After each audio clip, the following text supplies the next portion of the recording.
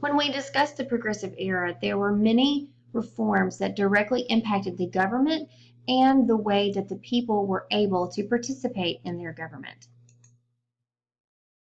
The commission government is one of the new forms that comes out of this type of reform movement. This is where there are a group of elected officials, and each person on that commission is going to run a specific area of government. Like one would be in charge of fire, one would be in charge of various utilities, so that you have this entire commission that is elected by the people who run that government. Another form is the manager government. The manager government is very close to what you would think of when you hear the word manager. So your commission that was elected is going to handle major decisions and the running of those major departments, and they're going to hire a manager that handles the day-to-day operations of the town. They felt like this would be a more efficient way to run a government. Many governments today have a city manager or a county manager to operate the various day-to-day activities.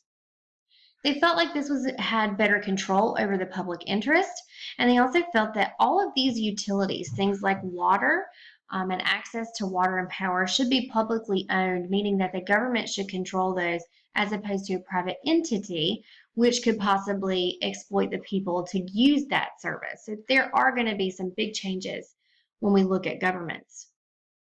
Some of the biggest impact that we see is through voting reforms. The first one we'll look at is direct primaries. A direct primary is going to allow the citizens a much greater voice in choosing their political candidates. Before we had direct primaries, the leaders of the political parties would simply choose whoever they wanted to run for whatever the office was. Now, after direct primaries, citizens get to turn out to the polls and elect or nominate the people they want to run for office. So that is going to give them a much larger voice. Initiatives are going to be started. This is where the voters themselves, the people, can start or initiate a bill, where the idea doesn't have to come from those who are already in office. It can come from the people. A referendum is where voters get to directly vote on a bill. So what those politicians will do is, instead of them voting on an issue, they will put it on the ballot, and then the voters get to vote on it at the next election. Politicians often do this today, especially if it's a very controversial matter, something they want to definitely leave into the people's hands. So again, a greater voice in their government by allowing them to vote on the actual issues. A recall has been used and is used to remove an official from office before their term is complete. So if an official, say, had a 4-year term, but the people felt like that official was not doing their job, they would hold a special election where they could vote to recall him or remove him from office. This has happened before, if they really felt like that politician was just not doing a good job. Another major change is going to be the direct election of senators that was passed by the 17th Amendment. This again allows the people more voice in their government, because instead of having those senators that each state only gets 2 of, instead of those offices being appointed, now the people can elect them themselves. Robert La Follette, whose nickname was Fighting Bob La Follette, is going to have a big impact in his state. He was a governor of, I think, Wisconsin, and he is able to get primaries, initiatives, and referendums, all major reforms passed in his state, and that's the guy you see there on the left. So if you look at all the totality of all of these voting reforms, you see that there were some major changes that greatly benefited the people and their voice in their government. Women will continue to work for the right to vote. Remember, suffrage means right to vote. There were more states granting suffrage, specifically in the western parts of our nation. The West was the ones really granting women the right to vote, because the duties of a woman who lived in the West were very different from the duties of a woman who lived in a big city or on the East Coast. If you lived out west and you were a homesteader, more than likely you were doing very similar work to what the husband was doing. So in the West, they're going to be a little more quick to give them that right. They do organize protests to gain those voting rights. Again, suffrage, remember, means right to vote. And are going to be led by some of these key women, Susan B. Anthony, Elizabeth Cady Stanton, and Lucy Stone. So all three of these women are going to lead these major protests and organizations to really push to get women that right. There were many women workers, and most of the time they were really treated unequally and not paid the same wages. So they are going to fight to get equal pay, even though even today, by today's standards, women still are not paid the same that men are in the workforce. But at this point in time, it was much more drastic. Consumer reforms were widespread as well. We do see the introduction of insurance regulations, zoning laws. For example, there are certain areas of your town that are specifically designated for residential areas where people live. Other areas are allowed for business.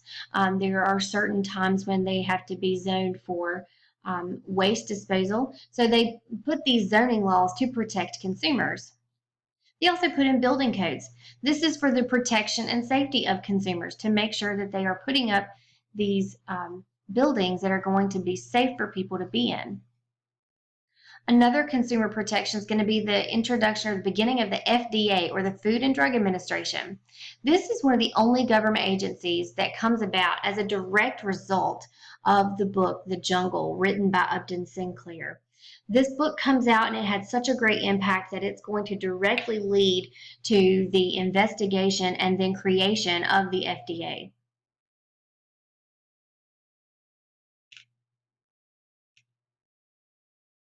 Other labor reforms, women's working conditions, they are going to be petitioning for better working conditions for women as well as for children and others too. The court case, Oregon versus Mueller, is going to limit women's working hours. And what we begin to see at this point in time during the progressive era is a big change in Supreme Court rulings. They begin to offer protective legislation for both women and children. So basically what they would argue was that women needed to be treated differently and protected in the workplace.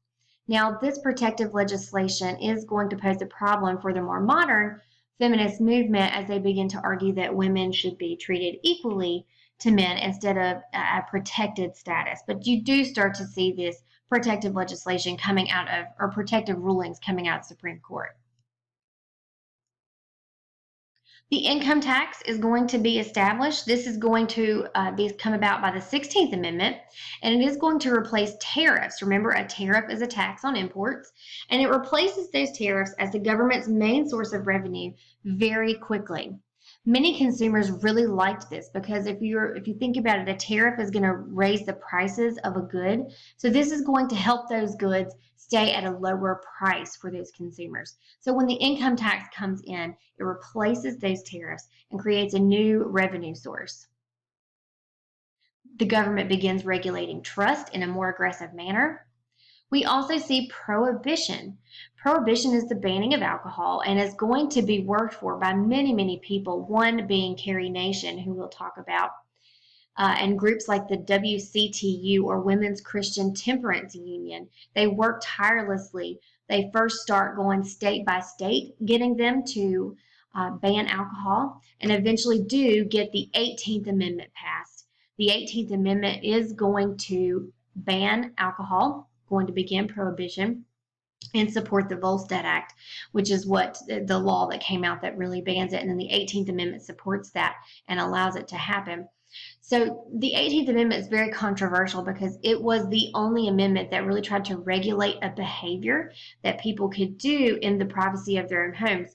So it eventually is repealed later by the 21st Amendment, but during the progressive movement, it was seen as a major victory that they had been able to ban the sale and consumption of alcohol.